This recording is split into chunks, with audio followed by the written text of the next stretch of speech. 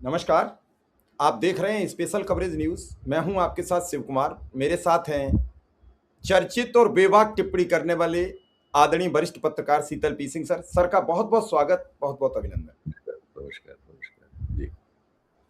अब एक बड़ी खबर आई और सर अभी बाहर घूमकर भी आए हैं, उस पर भी चर्चा करेंगे। लेकिन अभी एक बड़ी खबर आई है कि आखिर दिया तो इस्तीफा, लेकिन बड़ी बेइज्जत और जलालती के बाद। और इस इस्तीफे का जो सारा श्रेय जाएगा वो सोशल मीडिया को जाएगा। हालांकि टीवी के बड़े बड़े अखबार मेरी खबर का असर नामक पोस्टर लगाना शुरू कर चुके हैं। ऐसा ही पोस्टर उन्होंने तब भी लगाया जब नीट की परीक्षा रद्द हुई। ऐसा ही पोस्टर उन्होंने तब भी लगाया जब धर्मेंद्र प्रधान ने गलती स्वीकार की। लेकिन सब जानते हैं कि इस भोंपू मीडिया की एक भी हिम्मत नहीं है जो सवाल कर ले जो शीतल पी सिंह सर करते हैं। वो नहीं पूछ सकते। तो सर अब अनिल मिश्रा और चंपत राय के इस्तीफे की खबर आई है। मुझे नहीं मालूम कि वो हो गया है या फिर कोई वैसी खबर है। धन्यवाद शिव कुमार मिश्रा जी। पहले तो शिव कुमार जैसे तमाम नौजवानों को साधुवाद, जिनकी वजह से इस देश में लोकतंत्र और लोकतांत्रिक आवाजों की आप कह सकते हैं अभी भी प्रतिध्वनि सुनाई देती है।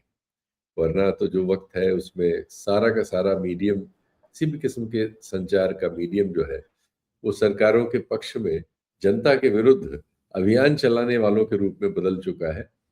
और अभी भी जनता के पक्ष की बात और तरह तरह की गलतियों पर सरकार से सवाल पूछने की बात का साहस ऐसे ही नौजवान दिखा रहे हैं जो बहुत ही अल्प साधनों में और बहुत कठिनाइयों में और बहुत चुनौतियों में और बहुत खतरे में इस काम को अंजाम दे रहे हैं। तो ये तो भाई इसके लिए आप सब लोग धन्यवाद के पात्र हैं। अब आपने जैसी सूचना दी, हाँ ये सूचना आ गई है इस तरह से, लेकिन अब ट्रस्ट उसको स्वीकार करता है कि नहीं, स्वीकार करता है तो उसके बाद क्या करता है, ये सब अभी देखना होगा। ट्रस्ट बनाया ही ऐसा क्यों, ट्रस्ट में सार्वजनिक प्रतिनिधित्व क्यों नहीं हुआ, जो अन्य सर ये सवाल मैंने थे।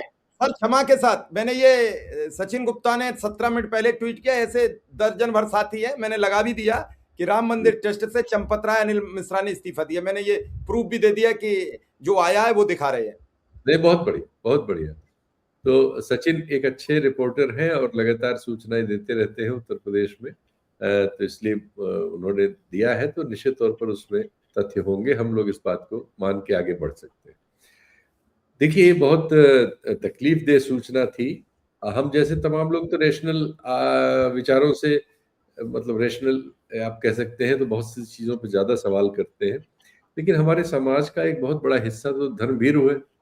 वो धर्म से डरता है, वो भगवान से डरता है, वो पाप पुण्य की बात से डरता है और वो इसको बड़ी श्रद्धा के साथ अपनी भावना अर्पित करता है। इस तरह के मामलों में उसकी भावना का राजनीति आखेट करती है, ये हम लोग कहते हैं।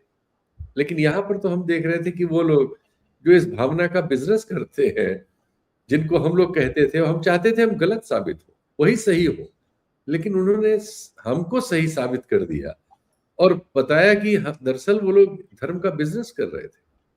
उन्होंने लोगों की आस्था, लोग चढ़ावा लेके आए, बहुत से लोग चांदी की सिल्लियां चढ़ा गए, सब पता नहीं है।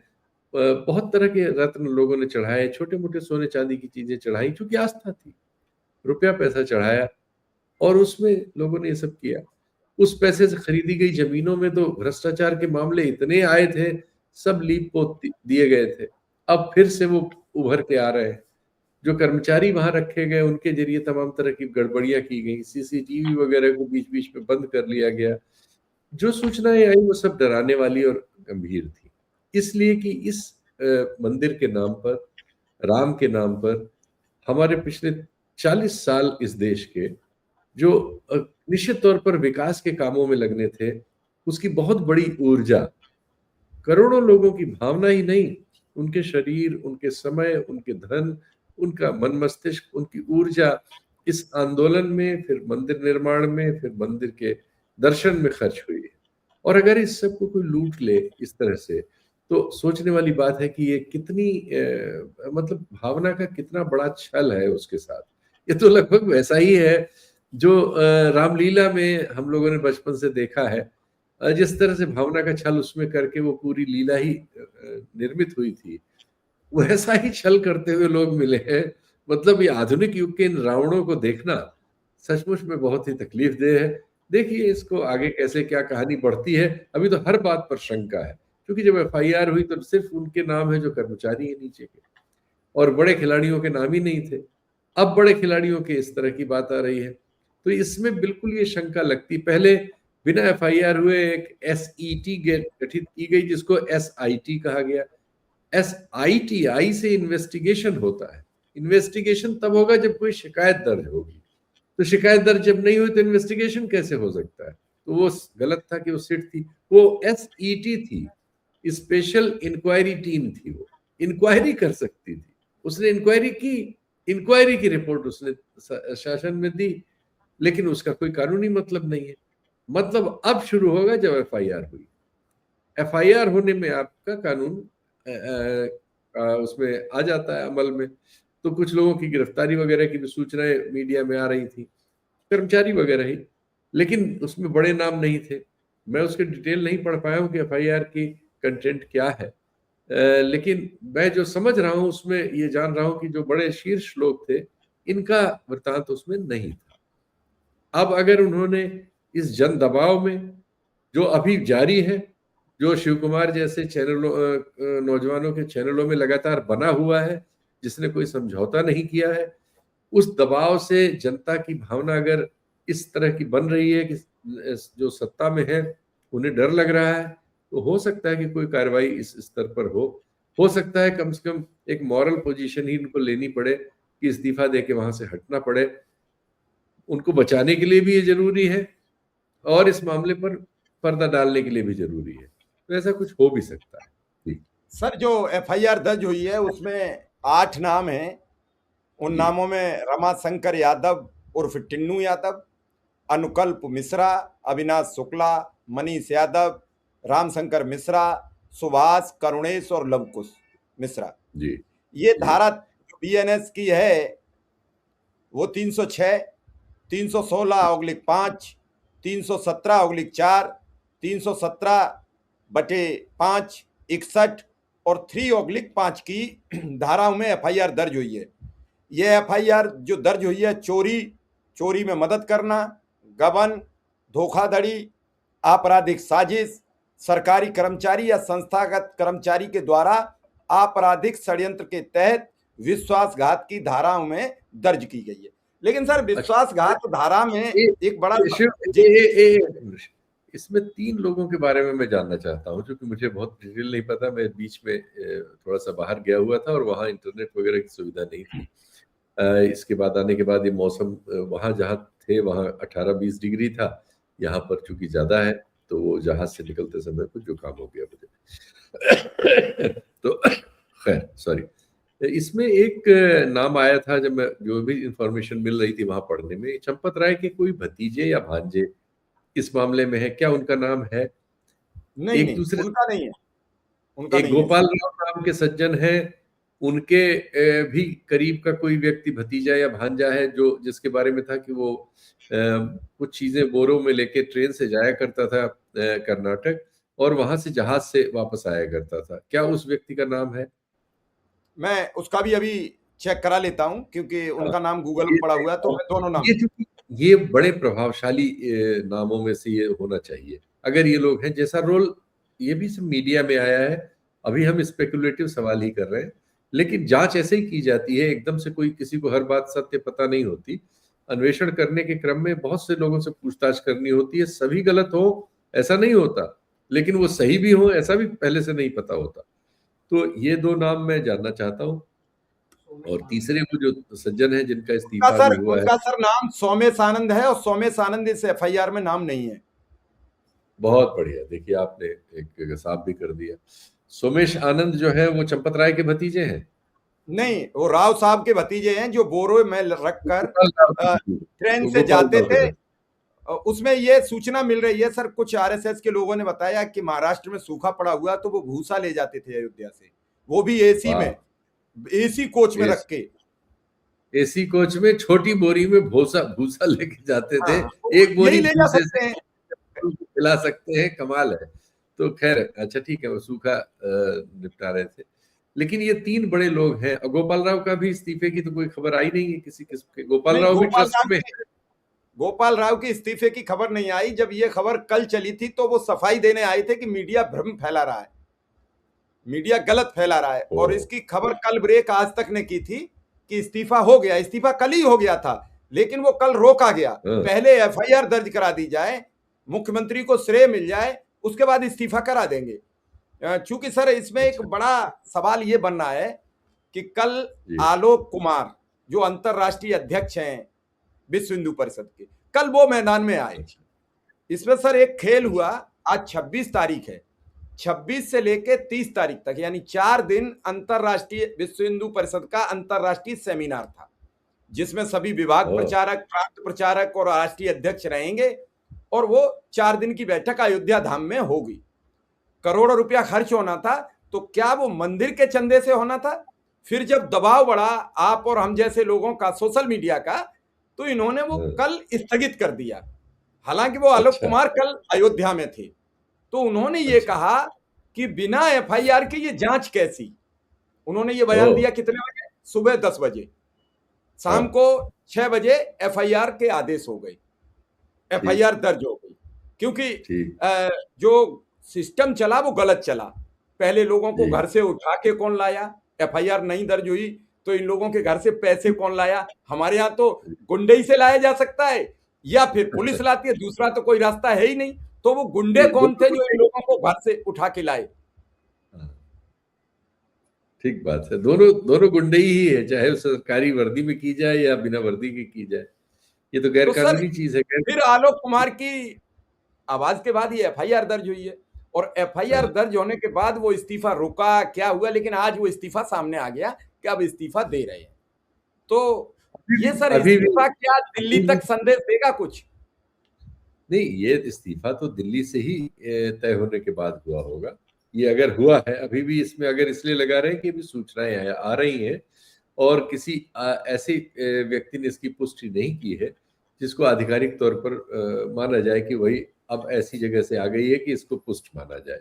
लेकिन जो सूचनाएं जिन स्रोतों से आ रही हैं वो स्रोत काफी हद तक विश्वसनीय है, प्रोफेशनल है, इसलिए इस सूचना में बहुत हेर फेर की गुंजाइश अब नहीं नजर आती। तो ये एक डेवलपमेंट है, लेकिन ये डेवलपमेंट काफी नहीं है। इस मंदिर के संचालन को लेकर गंभीर प्रश्न उठ चुके हैं पहले ही। इसके द्वारा अर्जित धन का जिस तरह से सार्वजनिक उसकी सूचना नहीं है, जैसा बाकी मंदिरों के मामले में नहीं है। जो इस तरह के बड़े मंदिर हैं, सोमनाथ जी का हो, केरल में कई मंदिर हैं, तिरुपति जी है, ये सब जो मंदिर हैं, इन सब मंदिरों के डिटेल्स उपलब्ध होते हैं सालाना और अन्य नागरिकों की स्क्रूटनी के लिए, और वो नेट पर और हर जगह उपलब्ध होते हैं। इस मंदिर के मामले में ऐसा नहीं है। ये मंदिर ऐसा है जिसको हम ये जानते हैं कि आरएसएस के द्वारा एक्चुअली संचालित किया जा रहा है। ये जो तीनों नाम आए हैं, तीनों आरएसएस से जुड़े हुए हैं। जिस तरह से ट्रस्ट बना है और जिस तरह से जब ये इसमें जो भी धार्मिक अनुष्ठान हुए जिसमें प्रधानमंत्री जी थे, उन सभी में आरएसएस प्रमुख भी थे। तो ये आरएसएस का मॉडल है एक्चुअली। ये जो हमारे आपके सामने है, आरएसएस ऐसे ही मंदिरों की देख रेख और कब्जा चाहता है, ऐसे ही वो काम क्रिया करेगा। पहली बार उसने, जैसे वो हमारी यूनिवर्सिटियों को तहस नहस कर रहा है, जो उसने पहले कब्जा कर लिया है, हमारे सांस्कृतिक वातावरण को उसने दूषित किया है। सॉरी, क्षमा करेंगे। वैसे ही एक मंदिर उसने, जिसके नाम पर इस देश में सरकार बन गई, तमाम चुनाव जीत लिए गए, तमाम चुनाव में उससे अदल बदल हुआ, 40 साल उसने इस देश के खर्च किए, उसके बाद जो नतीजा आया वो ये है कि एक मंदिर संचालन के लिए उन्होंने अपने हाथ में रखा जिसमें इतनी गड़बड़ियां, इतनी दुर्व्यवस्था, इतनी आस्था के साथ लूट मौजूद है। तो उनकी योग्यता का ये प्रमाण पत्र भी है। और मैं इसको आरोप की तरह उन पर चिपकाना चाहता हूं कि आपने अपने आप को देश के उन लोगों में जो धर्म को लेकर जिन्हें हम आलोचना जिनकी करते हैं, लेकिन वो भी धार्मिक हैं और वो आप में श्रद्धा रखते हैं, आपने उनकी श्रद्धा लूट ली है, आपने उनकी आस्था लूट ली है, आपने अपराध किया है। और इसमें आरएसएस को अगर जरा भी शर्म हो तो एक संगठन के तौर पर अपने को पीछे कर लेना चाहिए। जो धार्मिक प्रोफेशनल हैं, हमारे शंकराचार्य वगैरह हैं, उन लोगों से निवेदन करना चाहिए कि इसमें जो भी त्रुटियां उनको धार्मिक कारणों से लगती हों, हमारे जो भी धर्मशास्त्रों वगैरह की जो भी व्याख्या है, उन सबको भी फिर से संयोजित करके इसको इस तरह से प्रोफेशनल ढंग से चलाएं जैसे दूसरे चल रहे हैं। और ये लोग इससे, ये राजनीतिक लोग और ये लोग इससे विड्रॉ। ये मेरी तरह के एक, आप कह सकते हैं एक व्यक्ति को जिसके परिवार में सब आस्थावान है, मैं सिर्फ सवाल करता हूँ। मेरे घर में एक अच्छा सा भगवान शिव का मंदिर है जो मेरी माँ पिता वगैरह ने जिसका रख रखाव किया, बनवाया था। हम लोग भी उसकी उनकी स्मृति में रक्षा करते हैं। मैं कोई बहुत पूजा पाठ वाला व्यक्ति नहीं हूँ, लेकिन मेरी पत्नी है, परिवार है, सभी लोग करते हैं और मैं उनका प्रेम और आस्था देखता हूँ। अनेक बार मंदिर होके आए हैं, मैंने किसी से पूछा नहीं कि किसने क्या चढ़ाया, लेकिन निश्चित तौर पर वहां जाने पर ऐसा कोई हो ही नहीं सकता कि वो खाली हाथ गया हो और वहां भगवान के हाथ जोड़कर लौट आया हो। तो बिना उसमें गए, उस डेवलपमेंट में गए, ये गलत किया है आप लोगों ने। और बहुत ही सभ्य ढंग से भी कहे तो आपको इससे पीछे हट जाना चाहिए। सर एक बस अंतिम सवाल पूछेंगे, क्योंकि आपका स्वास्थ्य ठीक नहीं है, फिर विस्तृत बात फिर करेंगे। ये जो मंदिर का पूरा खेल हुआ, क्या इसके बाद भी भाजपा मुंह दिखाने लायक बची है? इतनी कालिख पुत गई है, इस कालिख को धो पाएंगे या फिर अंधभक्त कूदेंगे पानी की बाल्टी लेकर सारी कालिख धो देंगे? मोदी थे, बदनाम करने के लिए कुचक्र रचा गया। अखिलेश यादव को कैसे पता चला कि मंदिर में चंदा चोरी हो गई? कांग्रेस को कैसे पता चला कि मंदिर में चंदा चोरी हो गई? इन्हीं का कुछ हाथ था। वो तो गनीमत यह है कि कोई अब्दुल गेट पर भी नहीं था। कोई अब्दुल होता तो जाने क्या होता। अब तक तो ठीकरा फूट गया होता, 2-4 घर मकान बुलडोजर से टूट गए होते। मैं तो सर घबराता रहा, आप तो थे नहीं। मैं घबराता रहा किसी दिन किसी अब्दुल के खेत में पेड़ पर पैसा बंधा बोरे में न मिल जाए कि इसके खेत के पेड़ में कैसे पैसा आया। निश्चित इसकी कोई चाल है और कोई पाकिस्तानी कनेक्शन है।